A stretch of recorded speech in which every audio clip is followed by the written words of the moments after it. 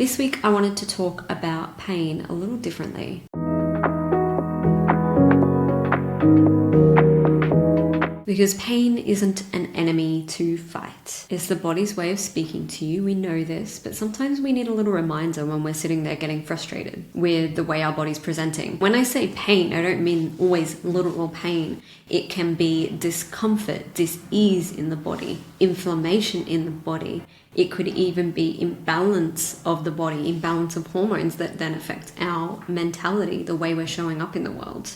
This is all our pain body, the things that present through the body, that express through the body. How can we reframe it, come back to a more positive view that pain is actually generated in the body so that we can listen to it, so that we know that something's off? Even on a biological level, when I was learning about all this in school, we were learning about pain generation through the nervous system, how it's not actually generated from the cut. It actually comes from the brain. Your brain sends the signal down there so that you know that you've been cut.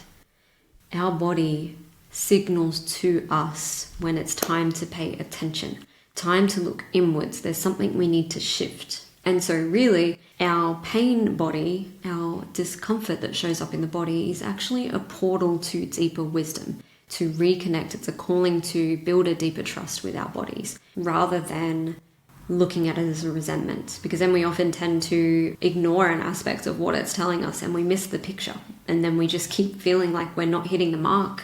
No matter how hard we try, no matter how much we work out, how much we focus on our nutrition, it's not going to change if you're not tuning into the whole body and really listening.